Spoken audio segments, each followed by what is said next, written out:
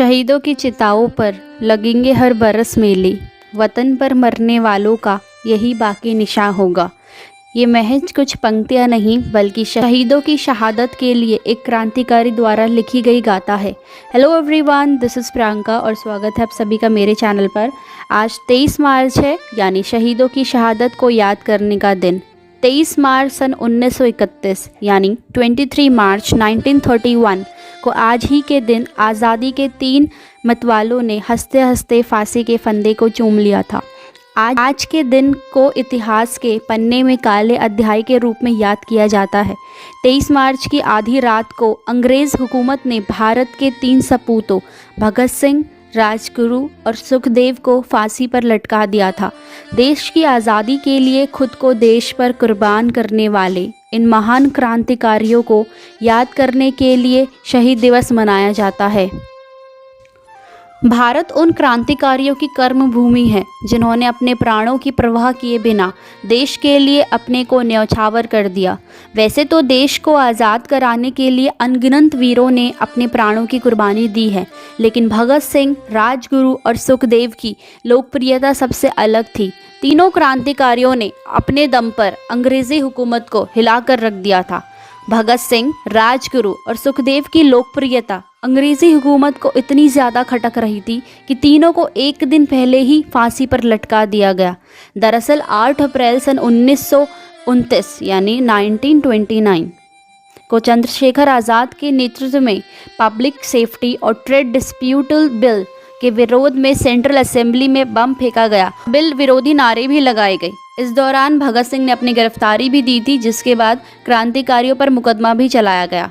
भगत सिंह की गिरफ्तारी की खबर से ही देश में आज़ादी की आग और तेज़ हो गई।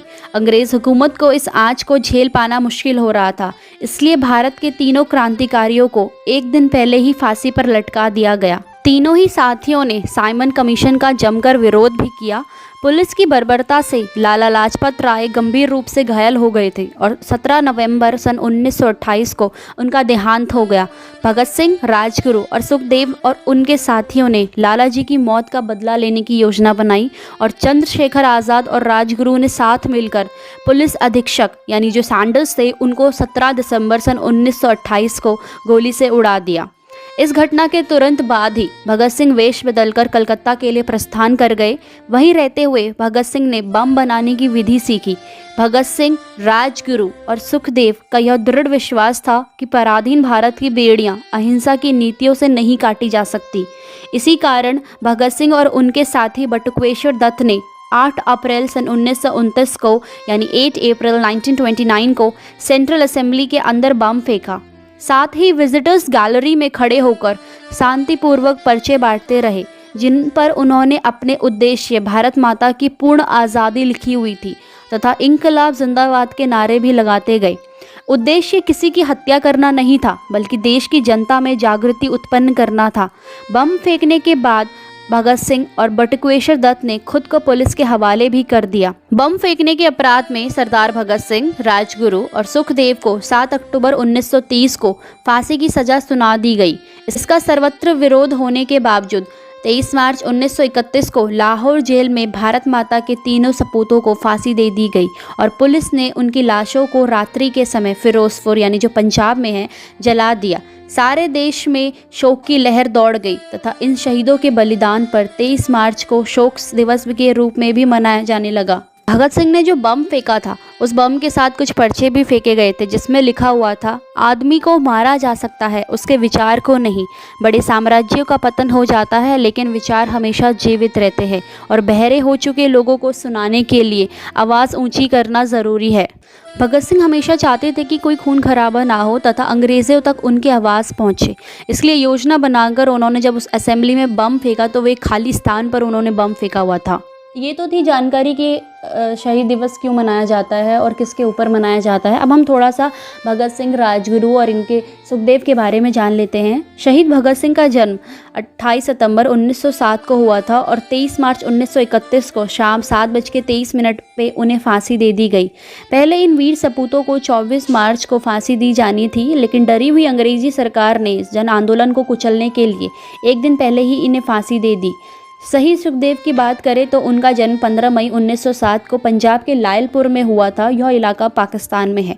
भगत सिंह और सुखदेव के परिवार लायलपुर में आसपास ही रहते थे और इन दोनों के परिवार में गहरी दोस्ती भी थी। दोनों लाहौर नेशनल कॉलेज के छात्र थे और सैंडल्स हत्याकांड में सुखदेव ने भगत सिंह और राजगुरु का साथ दिया था। अब बात करते हैं शहीद राजगुरु की। इनका जन्म 24 अगस्त 1908 को पुणे जिले के खेड़ा में हुआ था।